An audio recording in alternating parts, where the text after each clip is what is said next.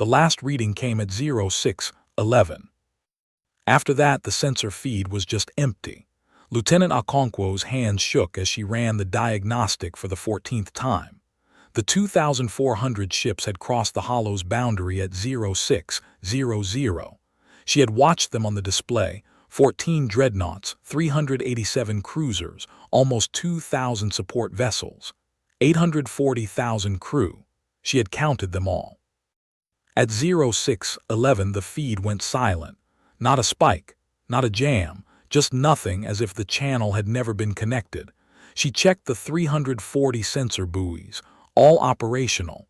She checked the telescopes. The ships were still there on the optical, but the sensors showed no mass, no heat, no signal. "The sensors show they never existed," she said. Commander Vance pressed his scarred palm against the viewport glass. He did not look away. "Send the standard follow-up," he said. She looked at him. "There's no one to send it to," he said. "Send it anyway." The transmission left Hollow Watch at 06:12. 12 seconds of static on frequencies that had carried the same warning for 287 years. Vance watched the signal bleed into the dark. On his console, a chipped ceramic mug sat beside his hand, white with faded earth lilies, his grandmother's. The only thing on the station that did not belong to Earth Defense Command. He did not move. He kept his palm against the glass. The brown dwarf outside was dead, its light nothing but memory. Beyond it, the Hollow stretched starless and silent. He had been here 8 years. He had sent that warning 2,920 times. He had never expected anyone to cross it. But someone had. And now 2,400 ships had become the 848th entry in the file that no one read. But that silence, that was not the end. That was the moment the galaxy would finally listen if it knew how. Stay with me. That morning, at 600, the routine had been the same as every day for the past 3 years. Sergeant Darrow knelt on the deck of the observation gallery and polished his boots with a cloth that had once been white. The ritual took 7 minutes. He had done it 1,095 times. His left leg ached where the shrapnel had gone in, a souvenir from the volleys cluster, a dissolved unit, a quiet reassignment to a station where nothing ever happened. He rubbed the polish into the scuffed toe and thought about the dog tags around his neck. They had someone else's name on them now. He had stopped reading it years ago. At 06:15, Lieutenant Okonkwo settled into her console and pulled up the sensor logs. 14,000 hours of data, 0 anomalies. She skimmed the overnight sweep. The 340 buoys had reported nothing unusual. The dead brown dwarf still emitted its faint infrared whisper. The Hollow still returned no echoes. She noted a tiny blip on buoy 217, a fluctuation in the magnetometer, but the system had flagged it as cosmic noise. She dismissed it with a tap and moved on. At 06:30, Commander Vance walked in. He was 41 years old, gray at the temples, calm in a way that looked like indifference until you watched him make a decision. Then you saw the blade. He carried a cup of tea in a chipped white mug. The mug had lilies painted on it, faded to pale ghosts. His grandmother had given it to him before his first deployment. She had died while he was in transit. He had never replaced it. He set it on the console, next to the standard issue stylus, the emergency protocol manual, and a single photograph of a house on a hill that no longer existed. He sat down. He did not check the logs. He did not ask for status. He just looked at the viewport, at the brown dwarf's dead glow, and waited. He always waited. At 06:45, Chief Petty Officer HSU keyed the standard warning transmission test. 47 seconds of audio, the same frequencies, the same phrasing, the same calm tone. The message had been composed by the first commander of Hollow Watch 156 years ago. It had not been changed since. "This is Station Hollow Watch," the recording said. "The region beyond this point is designated a navigational exclusion. Vessels that cross the boundary do not return. No signals, no wreckage, no crew. This is not a negotiation. This is a statement of fact. Turn back. The transmission echoed across the empty void, bounced off the dead star's gravity well and faded into the hollow. No reply ever came. It never had. Vance took a sip of his tea. It was cold, he didn't care. Darrow finished his boots and stood up, wincing slightly. He looked at the viewport. "You ever wonder if anyone's listening?" he asked. Vance didn't turn. "They listen," he said. "They just don't believe." "Same thing," Darrow said. Vance said nothing. He set down the mug and pulled up the long-range scan. A light blinked at the edge of the display, a fleet moving on a direct course for the boundary. He zoomed in. The readout identified it as Sarath Hegemony. 2,400 ships, 14 dreadnoughts, 387 cruisers, the rest support, 840,000 souls. He had been expecting this for 3 weeks. The diplomatic channels had been quiet. The hegemony had not responded to the standard notes. They had not acknowledged the exclusion. They had sent no requests for transit. They had simply assembled the largest fleet in conquered history and pointed it at the hollow. "We have 18 hours, he said.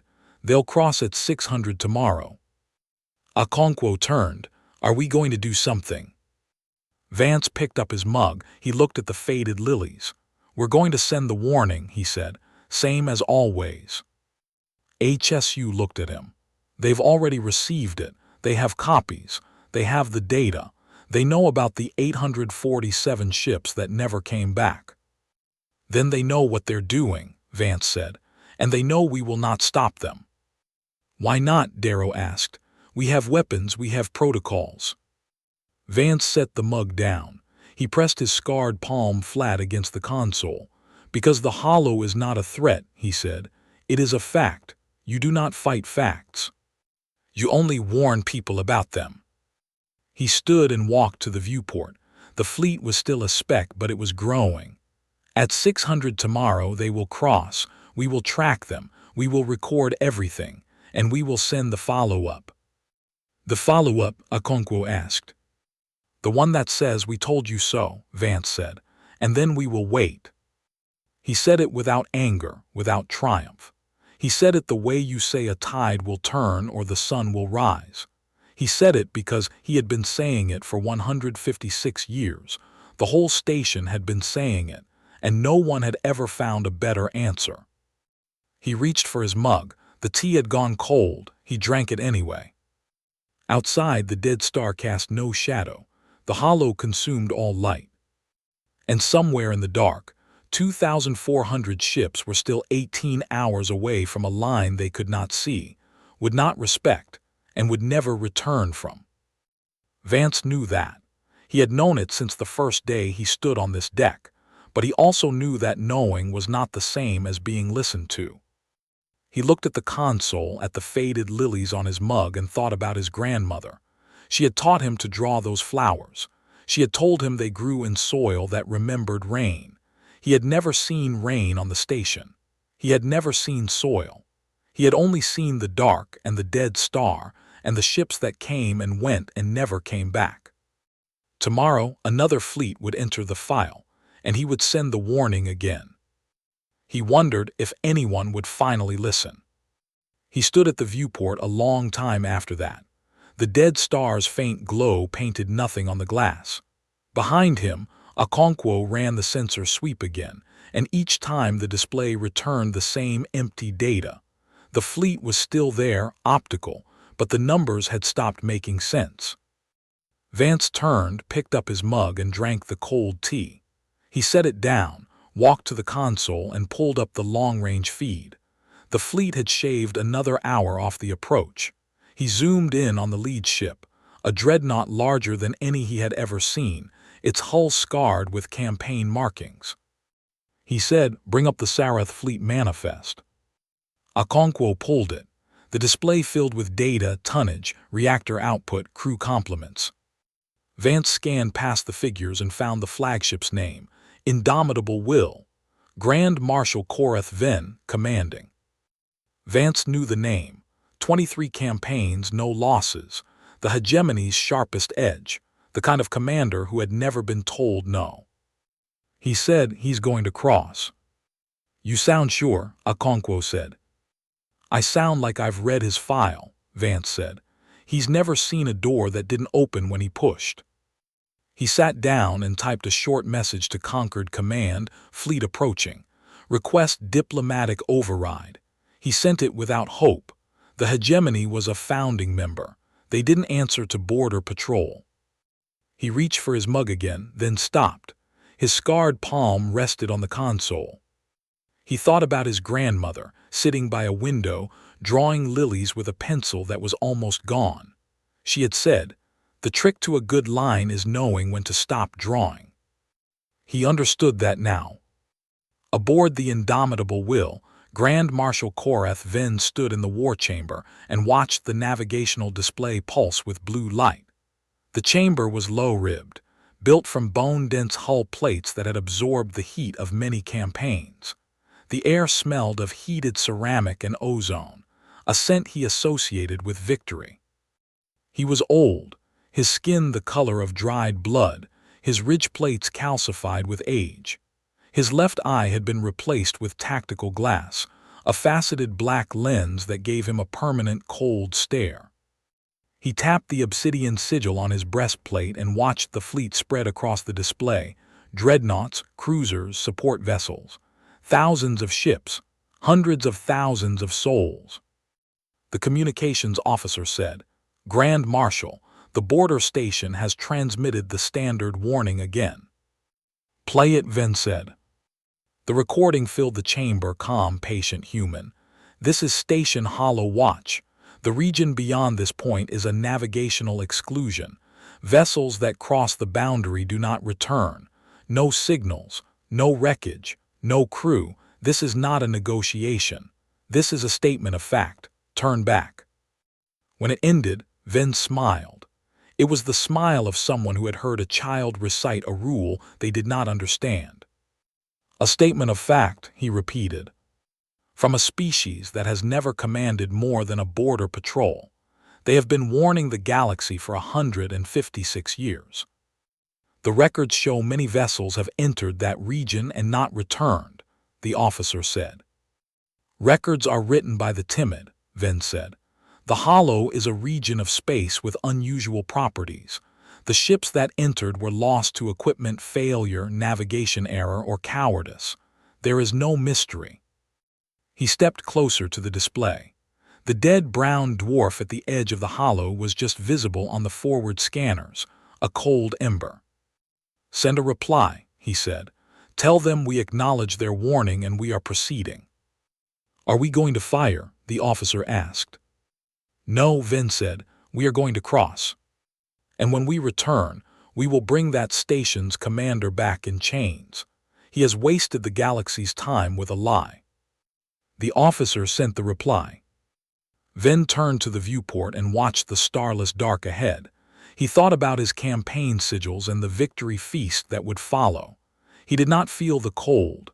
He had never felt it. On Hollow Watch, the hours moved like cold water. Vance did not sleep. He sat at his console, drinking cold tea, watching the fleet close the distance. Okonkwo kept running the sensors. Darrow stood guard at the observation deck, his boots gleaming under the dim lights. HSU maintained the communications array, ready to broadcast the warning again.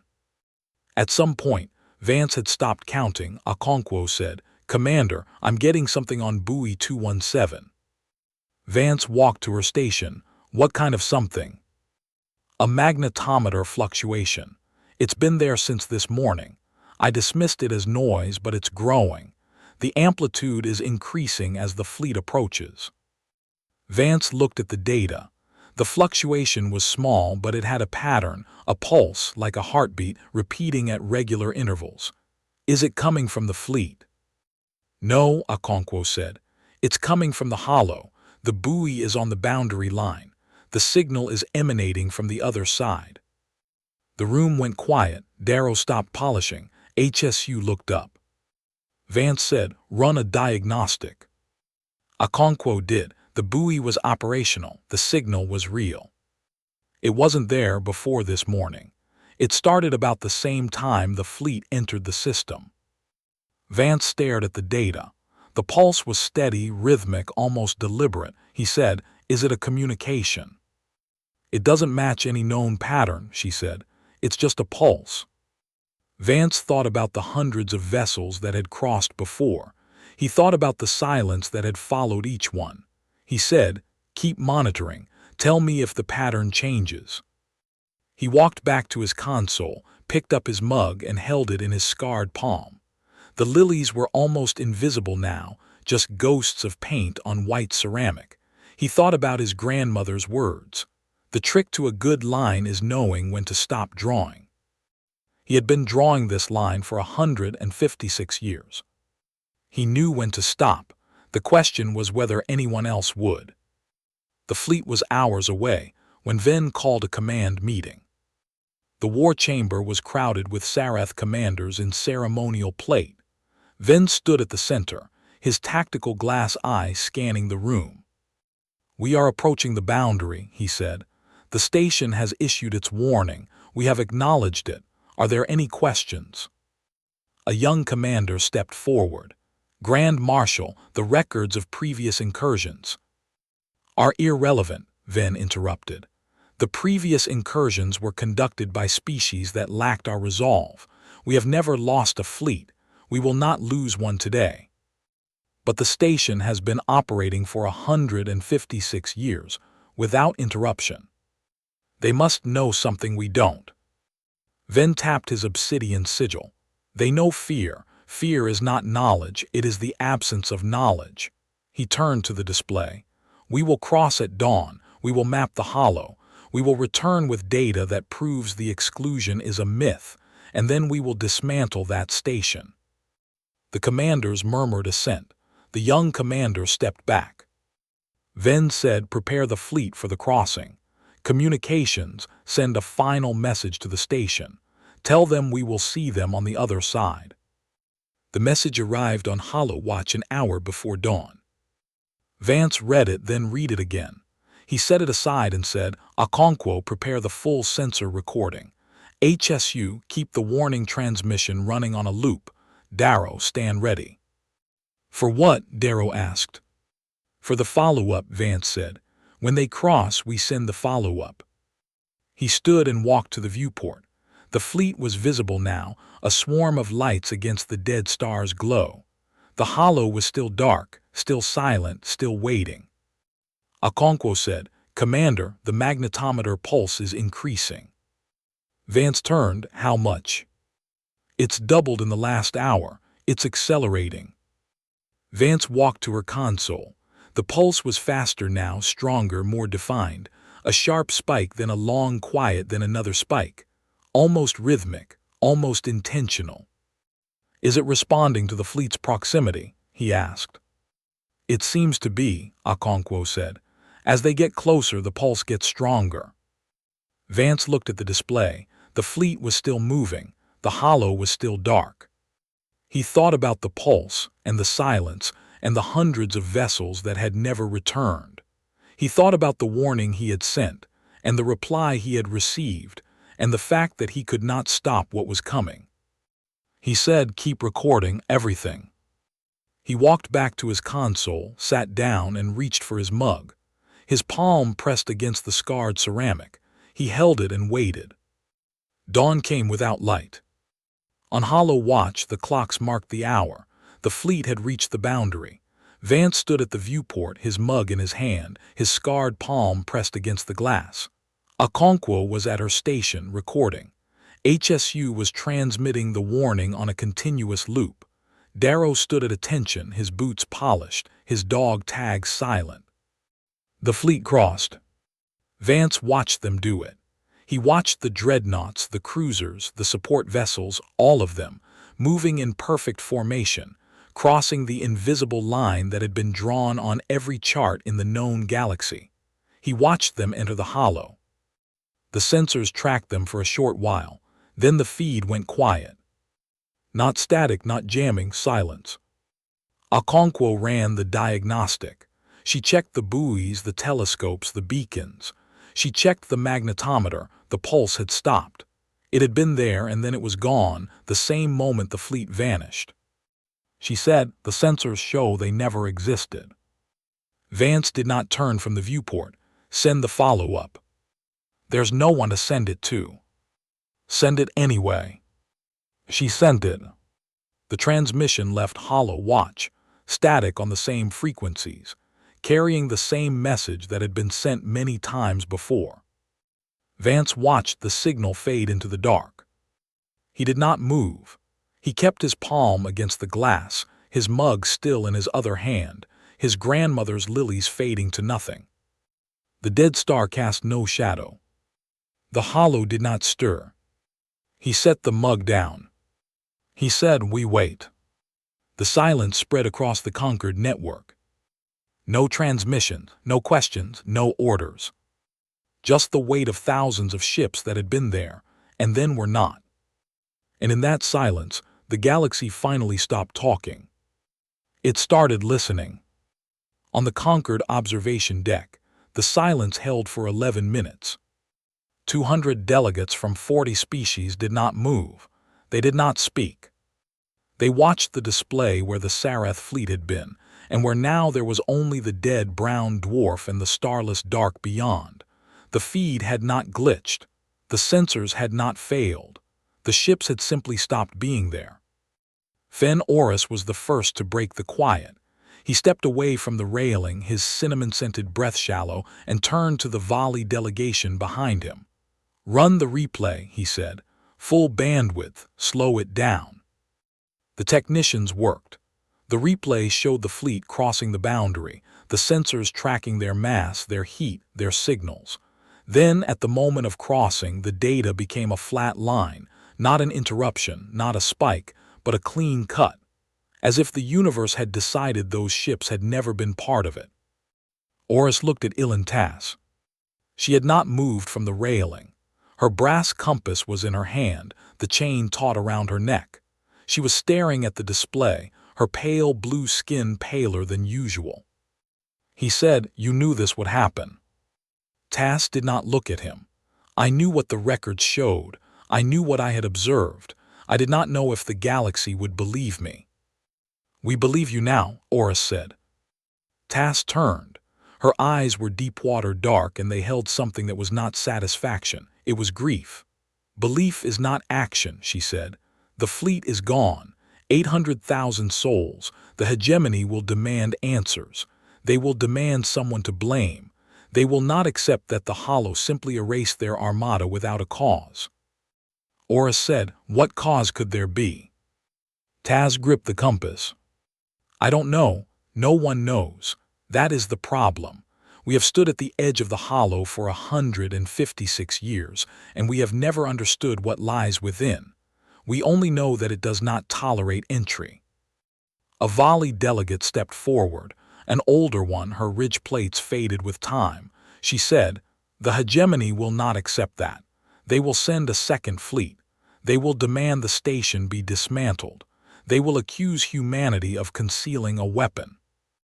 Orus said, "Humanity has no weapon. They have a warning." "That is what they will say," Tass said. "But the hegemony does not listen to warnings. They listen to power.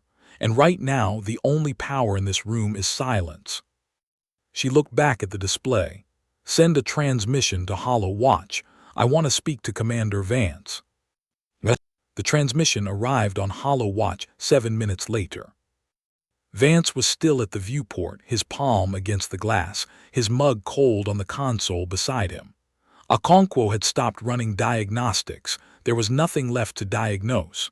Darrow stood in the corner, his boots still gleaming, his dog tag silent. HSU had turned off the warning loop. There was no one left to warn. When the screen lit up, Vance turned. The face that appeared was Korvathi, pale blue, deep-water eyes, a brass compass at her throat. "Commander Vance," she said, "I am Ilantas. I wrote the exclusion. I have been trying to stop this for 156 years. Vance said, "You're the cartographer." "I am," she said, "and I am sorry I could not make them listen." Vance looked at her for a long moment. Then he said, I never expected them to. I just expected them to cross. And now they have. Tass said, what do you see now on your sensors? Vance looked at Okonkwo. She shook her head. Nothing. The magnetometer pulse stopped at the moment of crossing. It hasn't returned. Tass closed her eyes. It will return. It has done this before. The pulse was there when the first survey ships entered. It grew as they approached. It stopped when they vanished. And then, after a time, it began again. Vance said, what does it mean? I don't know, Tass said. I have spent 3 centuries trying to understand. I have cataloged every instance. The pattern is always the same, a pulse, then silence, then a longer silence. But what comes after, that is what we do not know. She opened her eyes. Commander, the conquered will convene within the hour. There will be demands. There will be blame. The hegemony will push for your station to be decommissioned. They will claim you knew more than you said. You must be prepared. Vance said, I have been prepared for 156 years. I am still here. Tass nodded. I will speak for you, but I am a map maker. They may not listen. They never listen, Vance said. But they watch, and right now they are watching. The screen went dark. Vance looked at his mug, at the faded lilies, at the photograph of the house on a hill that no longer existed. He picked up the mug, held it in his scarred palm, and walked back to the viewport. The hollow was still dark. The dead star still glowed. And somewhere in the silence, the galaxy was beginning to stir. The conquered convened at the hour. The hall was a vast curve of transparent aluminum, seats rising in tiers around a central dais. Delegates from every species filled the chamber, Vali, Korvathi, Sarath, and dozens more. The Sarath delegation sat in a tight cluster, their ridge plates stiff, their ceremonial armor gleaming. They had not spoken since the fleet vanished. The presiding officer, a Vali elder with white fur and tired eyes, called the session to order. We have witnessed an event without precedent, she said. A fleet of thousands has been lost in the navigational exclusion known as the Hollow.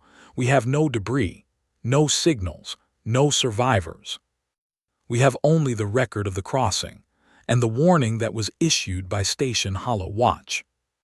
A Sarath delegate rose, a young commander, his voice shaking. This is not an accident. This is an act of war. The humans have been guarding that border for a century and a half. They knew what would happen. They knew, and they did not warn us adequately. The presiding officer said, the humans issued the same warning they have issued for every vessel that has approached the boundary. The record is clear. They did not hide anything. They did not explain what is in the hollow, the Sarath delegate said. They did not tell us that crossing would result in annihilation. A human delegate rose, an older woman, silver-haired, wearing the plain uniform of Earth Defense Command. We told you what we know. We told you that vessels do not return. We told you that we have no explanation. We told you the truth. You chose not to believe. The Sarath delegate said, you chose to build a station on the border.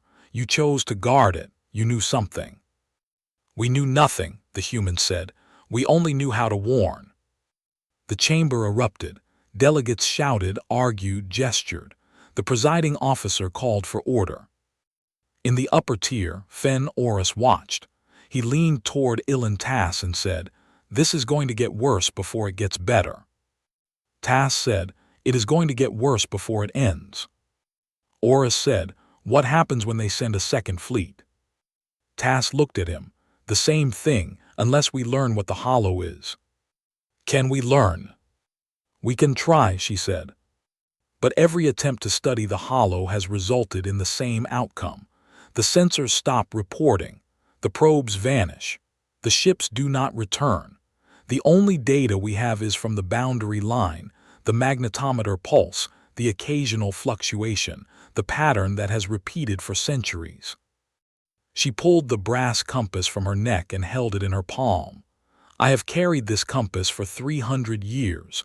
It was given to me by the first survey team. They did not return. They sent this back before they crossed. It is all that remains. Oris looked at the compass.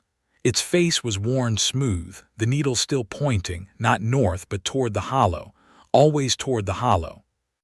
It never points away, Tass said. No matter where I go, it points to that dead star. It has never stopped.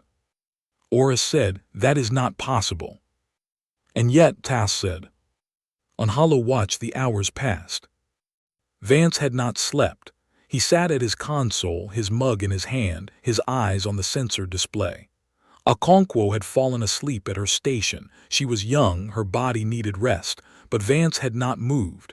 He watched the dead star. He watched the hollow. He watched the line that had been crossed and had not been crossed back. At some point, HSU came to him. Commander, there's a transmission from the Concord. They want you to testify, live, before the full assembly. Vance said, when? In an hour. Vance nodded. He set down his mug, stood, and walked to the viewport. He pressed his scarred palm against the glass and looked out at the dark. He said, HSU, replay the warning. The standard one. HSU did. The recording filled the station, calm, patient, human. This is Station Hollow Watch. The region beyond this point is a navigational exclusion. Vessels that cross the boundary do not return. No signals, no wreckage, no crew. This is not a negotiation. This is a statement of fact. Turn back. When it ended, Vance said, again. HSU played it again. Vance listened. He had heard it thousands of times. But now, after the crossing, after the silence, after the fleet had been erased, he heard something different. He heard the truth in it not as a warning but as a fact. The Hollow did not care who crossed. It did not care how many ships. It only responded to presence. He said, HSU, what happened to the magnetometer pulse? It still stopped, sir. Run a diagnostic on the buoy. Check for any change. HSU did. The buoy was operational. The pulse had not resumed. But there was something else, a tiny anomaly in the gravitational field. HSU said, Commander, I'm reading a fluctuation at the boundary. It's not the pulse. It's something new. Vance walked to her console. The fluctuation was faint, barely above the noise floor, but it was there, and it was growing. Is it coming from the hollow? He asked. Yes, HSU said, and it's moving toward us. The testimony began at the appointed hour. Vance stood in the small communications room on Hollow Watch, his image projected onto the dais of the Concord Hall. The chamber was full, delegates, observers, security officers. The Sarath delegation sat in the front row, their ridge plates rigid with fury. The presiding officer said, Commander Vance, you have been requested to explain the nature of the exclusion and the warning your station has issued. Please begin. Vance said, I will begin with the facts. The Hollow is a region of space approximately 2 light-years in diameter, centered on a dead brown dwarf. It has been charted for over 200 years. Every vessel that has entered it has failed to return. The exclusion was established by the Concord Cartographer's Office following the loss of 17 survey ships. The warning has been issued continuously since then. It has never been changed because we have never learned anything new. A Sarath delegate shouted, You expect us to believe you have learned nothing. You have been sitting on that border for 156 years. Vance said, Sitting is exactly what we have been doing. We watch. We record. We send the warning. That is the extent of our mission. We have no weapons. We have no research facilities. We have no answers. The delegate said, Then why are you there? Vance paused. He looked at the camera, at the hundreds of faces watching him.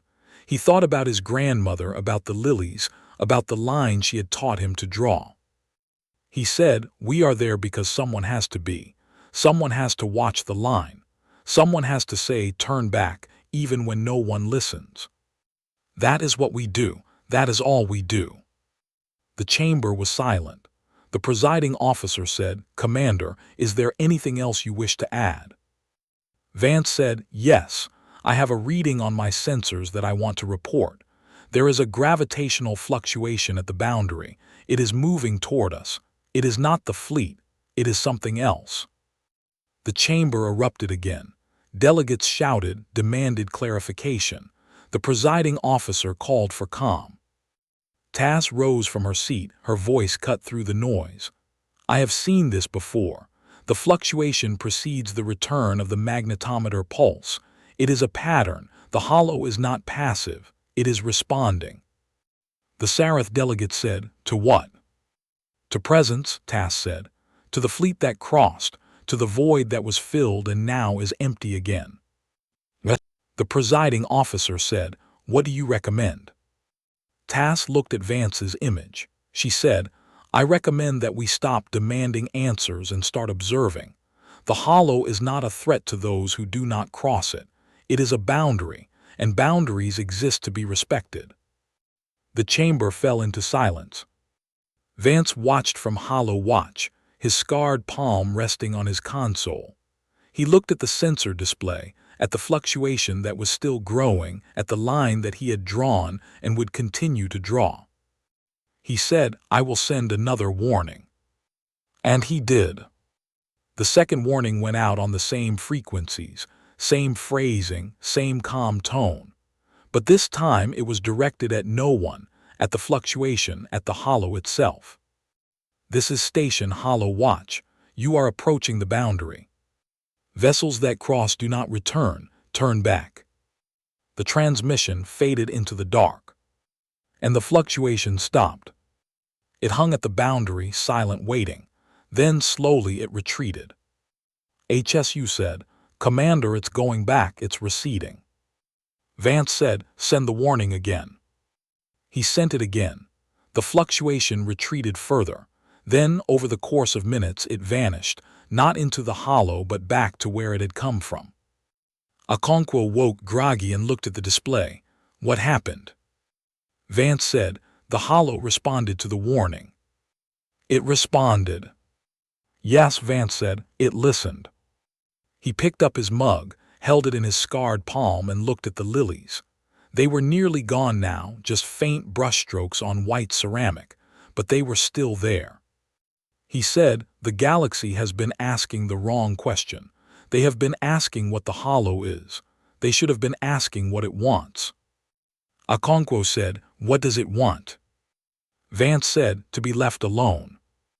The conquered session adjourned without resolution.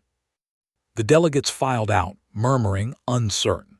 The Sarath delegation left in a tight cluster, their leader vowing to return with a second fleet. The human delegation stood in a corner, speaking in low voices. Fen Oris found Ilan Tass standing at the railing, her compass in her hand, pointing toward the dead star. He said, "You knew it would respond." "I suspected," she said. "The records show that the pulse always resumed after a crossing. But this time, Vance sent the warning and the pulse retreated. It has never done that before." Oris said, "What does that mean?" Tass said, "It means the hollow is not indifferent, it is aware, and it is listening." She turned to him, her deep-water eyes dark with something that might have been fear or might have been hope. "We have been standing at the edge of the hollow for centuries, treating it as a void. But it is not a void. It is a presence, and we do not know what it wants, only that it responds to warnings." Oris said, "Then we will continue to warn." Tass said, "Yes, we will continue, and we will hope that the hollow continues to listen." She looked down at her compass. The needle still pointed toward the dead star. It had not moved. She said, "I think the hollow is waiting for something." "For what?" "I don't know," Tass said. "But I think we will find out." Back on Hollow Watch, Vance stood alone at the viewport. The dead star still glowed. The hollow still stretched silent, but something had changed. The fluctuation had retreated, but it had not disappeared. It was still there at the edge of the sensors, waiting. Vance set his mug down. He pressed his scarred palm against the glass and looked out at the dark. He said, "I will keep sending the warning. I will keep watching. And if the hollow wants something, it will have to tell us. He thought about his grandmother, about the lilies, about the line she had taught him to draw. He thought about the fleet that had crossed and the silence that followed. He thought about the fluctuation that had listened and retreated. He said, "We are still here. We are still watching." And somewhere deep in the hollow, something stirred. The stirring became a presence. On Hollow Watch, the sensors began to register something that had never appeared before. Not a pulse, not a fluctuation, but a shape. A pattern in the gravitational field that was too organized to be natural. It moved slowly at first, then with purpose, crossing the boundary from the hollow toward the station. HSU saw it first. "Commander, the fluctuation is back. It's not retreating this time, it's coming toward us." Vance walked to the console. The display showed a distortion in the fabric of space, a ripple that grew as it approached. He said, "Speed." "Slow," Okonkwo said. "It's not a ship, it's not a weapon. It's like the space itself is moving." Vance pressed his scarred palm against the console.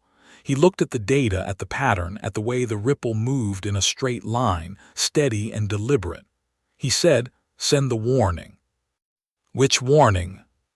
"The same one. It listens. It responded before. It will respond again." Okonkwo keyed the transmission. The recording played calm, patient, human. "This is Station Hollow Watch. The region beyond this point is a navigational exclusion. Vessels that cross the boundary do not return. No signals, no wreckage, no crew. This is not a negotiation. This is a statement of fact. Turn back." The transmission faded. The ripple slowed. It did not stop, but it slowed. It hovered at the boundary, just beyond the buoy network, and it waited. Vance said, "It's listening." Okonkwo said, "What does it want?" "I don't know," Vance said, "but I think it's waiting for something we haven't said."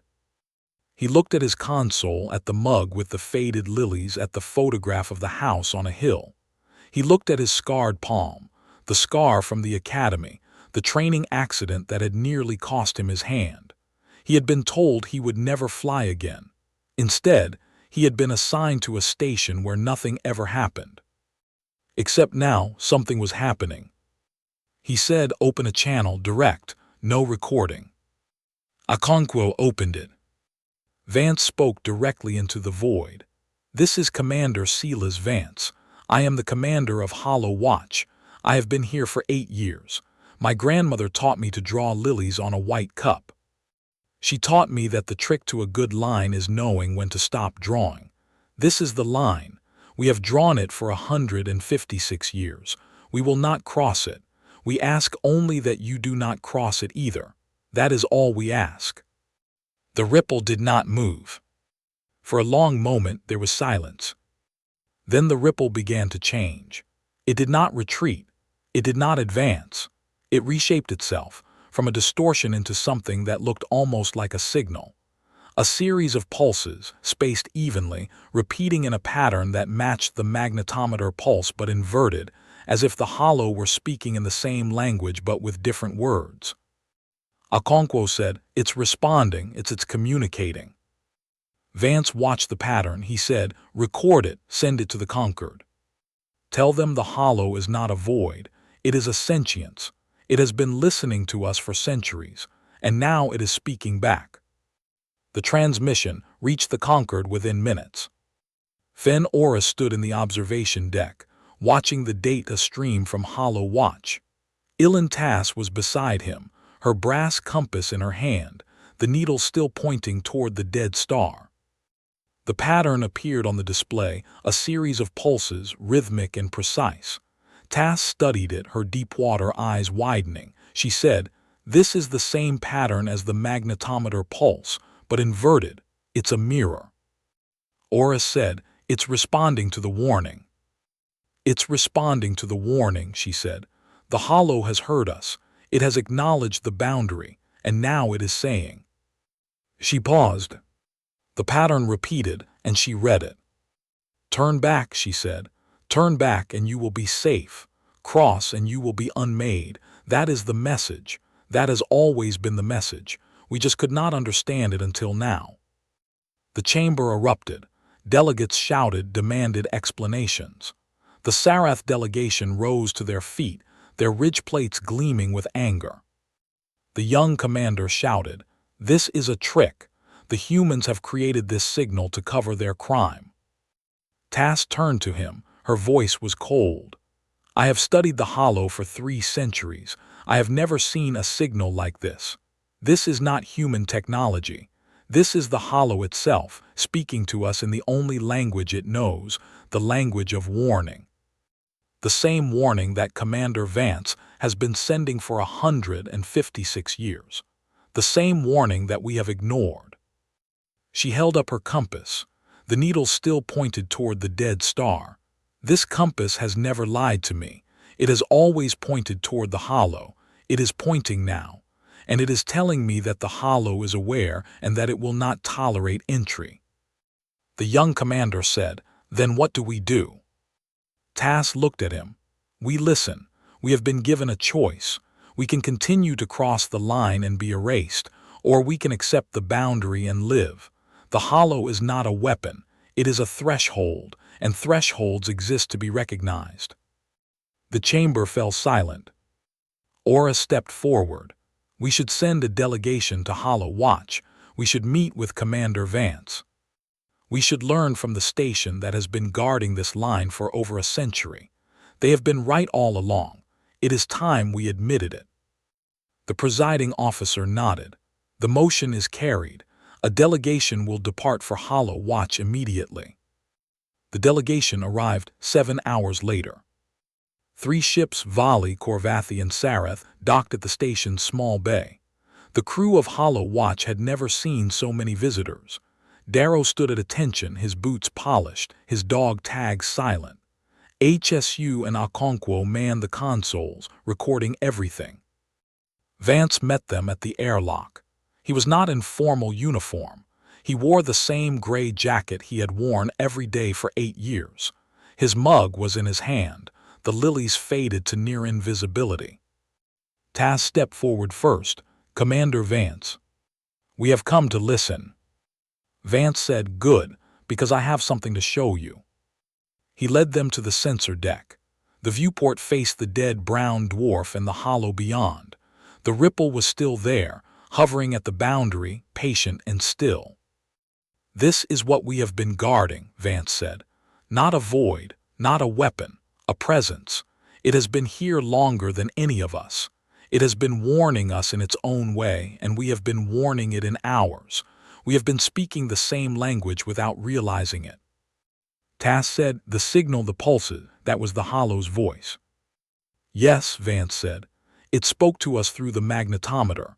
It was saying the same thing we were saying. Turn back, don't cross. That is all it wanted. That is all it has ever wanted." He set his mug down on the console. The faded lilies faced the viewport. "We have spent centuries fearing the unknown," he said. "We have spent centuries trying to conquer it, map it, understand it. But the Hollow does not want to be understood. It wants to be respected. It drew a line. We are the only species that has ever respected it." He pressed his scarred palm against the glass. "I will keep sending the warning. I will keep guarding the line. And when the galaxy asks what we are protecting them from, I will say, from themselves, from the belief that every boundary must be crossed." The delegates stood in silence. Then Tass stepped forward. She held up her brass compass. "This compass has always pointed to the Hollow," she said. "I thought it was a relic of the past. I thought it was a reminder of what we had lost. But now I understand. It was pointing to the future, to the moment when we would finally listen." She looked at Vance. "Commander, I would like to ask you to remain at your post. We have many questions, but I think the first one is this. What would you like the Conquered to know about the Hollow?" Vance said, "I would like them to know that it is not a threat. It is a boundary, and boundaries are not about keeping things out.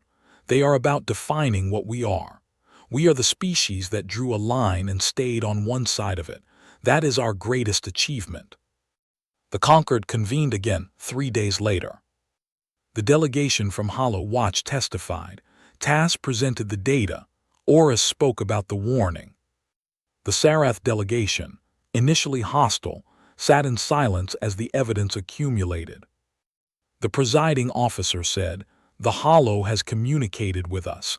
It has confirmed the exclusion. It has asked us to turn back. What is the will of the conquered?" The human delegate rose. The will of the conquered should be to acknowledge the boundary, to recognize that we have been wrong, to thank the crew of Hollow Watch for their patience, their vigilance, and their courage. The presiding officer said, "The motion is put to a vote." The vote was unanimous. 4,199 species voted to reinstate the exclusion. The Sarath delegation abstained. On Hollow Watch, Vance received the notification. He read it, then set it aside. He did not celebrate, he did not smile. He walked to the viewport, picked up his mug, and looked out at the dead star. The ripple was still there, hovering at the boundary. It had not moved since the day of the delegation. It was waiting, patient, silent. Vance said they listened. He pressed his scarred palm against the glass. "I don't know if they will always listen. I don't know if the next admiral will be as stubborn as I am. But I know this, the line is still here. The warning is still here. And as long as Hollow Watch exists, we will send it." He lifted his mug. The lilies were almost gone, just faint strokes of white on white ceramic, but they were still there. He said, "We will keep drawing the line." The years passed. The conquered did not forget. The exclusion remained in place. The hegemony did not send a second fleet. The Hollow did not stir again. Fenn Oris returned to the observation deck often. He watched the feed from Hollow Watch, the dead star, the silent void, the small station that had become the most important outpost in the galaxy. Ilan Tass wrote the final report. She was 340 years old now, and the brass compass still hung around her neck. She wrote, "The warning was issued. The warning was ignored. The warning remains in effect. We have learned that some lines are not meant to be crossed. We have learned that the courage to stand still is as valuable as the courage to advance. We have learned that the galaxy is not empty. It is filled with voices we did not know how to hear." She closed the report, set down her stylus, and looked at the compass. It still pointed to the Hollow. It would never stop. She thought about Vance, about his mug, about the lilies that had faded.